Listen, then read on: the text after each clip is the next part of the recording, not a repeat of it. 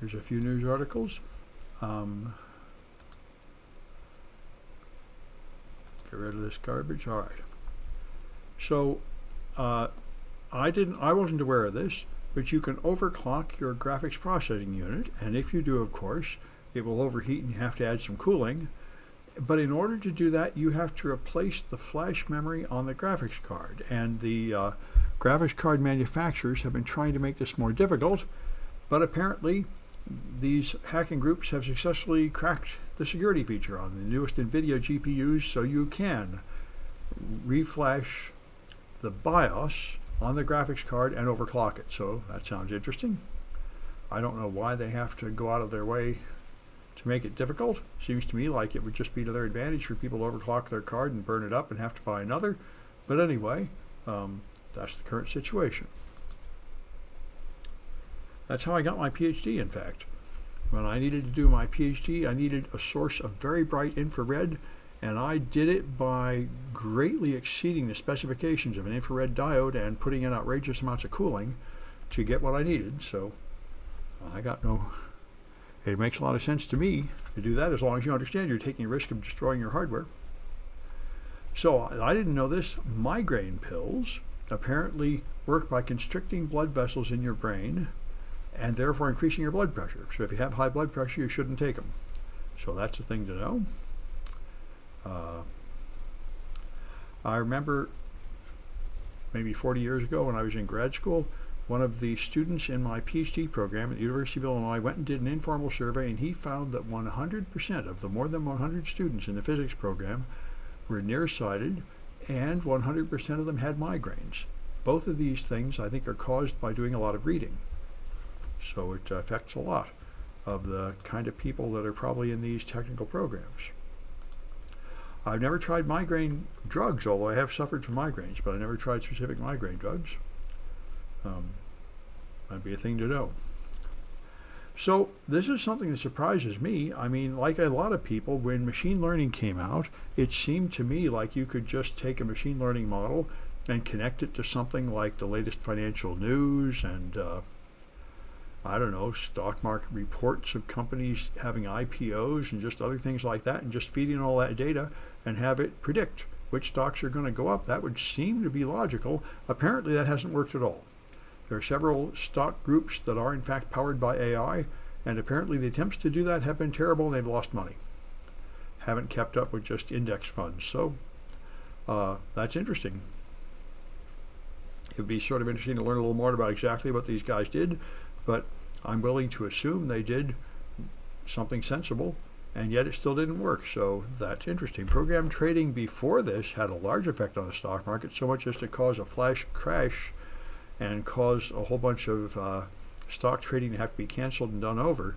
So simple algorithmic programming had a huge effect on stock trading, but so far apparently machine learning has not had that big effect. So this is interesting, and I've heard about this before, that vaccines make you a lot healthier. In fact, the flu vaccine makes you healthier and even helps you fight off things that are quite distant from the flu for no apparent reason. And here's another example of this. I've read several studies like this. If you get the flu vaccine, you're less likely to have Alzheimer's by quite a lot. So nobody really understands why. But getting vaccines seems to be very good for you. Far more than you would think. The obvious effect of a vaccine is to stop that one disease, but it seems to have spillover effects to benefit your health in other ways.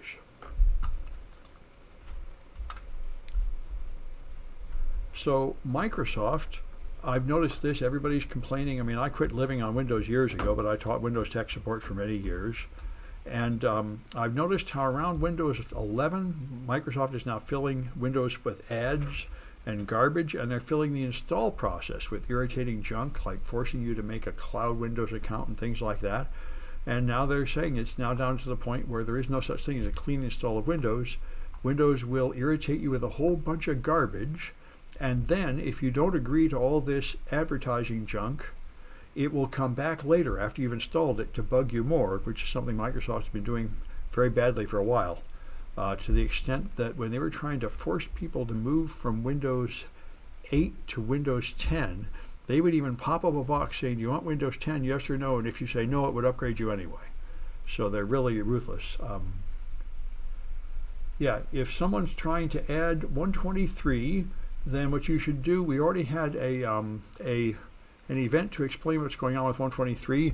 The fact is, right now, all sections are full. The college is supposed to add another section at some time this week, but they may or may not do it because our administration is very random. I recommend you watch the video on this page, 123 intro. That's the orientation we had over the weekend to explain the situation with that course with people. But we do not have a satisfactory answer for people who want to add. We are waiting for the unsatisfactory administration to make up their mind. And if the past is any guide, they will just dither and dither and never really make up their mind and not add the other section. But we will see. All right, anyway, so there's all that junk in your Windows 11 install these days.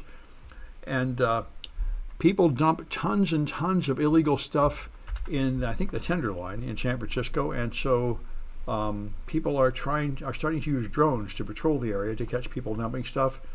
So that's an interesting idea and may be helpful.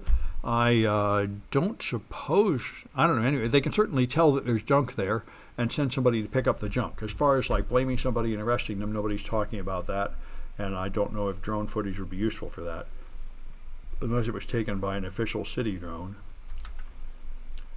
So Duo is some kind of cloud authentication service, and I think it's two-factor authentication. This is what I've heard. When you tell a company to switch to two-factor authentication, what they do is go to one of these cloud services, and then when the cloud services go down, your authentication stops working, which is what happened. This happened periodically. So anyway, that's always the case whenever you're using any cloud service. You're going to have outages when they go out, but usually it's a better deal. Yes, Tenderloin is a dark place. Yeah, high crime area in the city.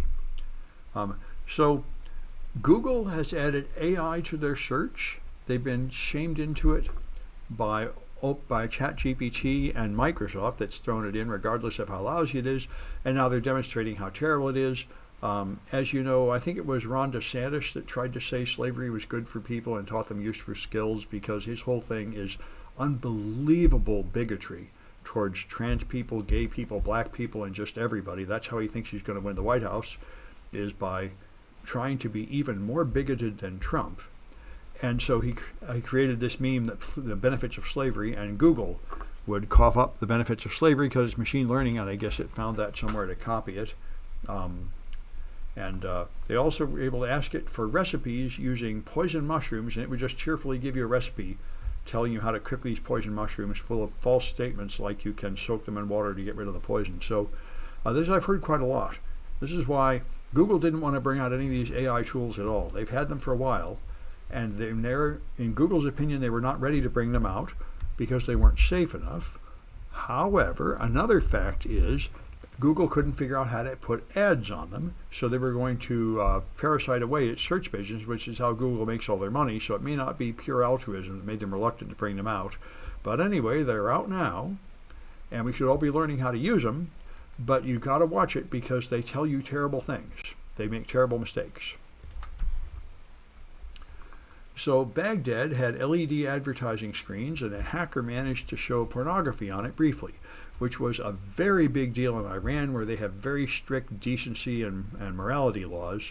So they got very upset, and they took down all the LED advertising screens to prevent this from happening again. And there's another post linked to by Catalin Kimpanu on Mastodon saying they already caught the guy, to some page full of Iranian script, which I couldn't read and I didn't translate it. But anyway, sort of interesting to know.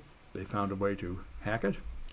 Risky Biz News has a report here that 3 USS intelligence agencies have been warning the commercial space industry that they're likely to get hacked with malicious insiders, fake recruitment efforts, misleading investments, business partnerships, and so on.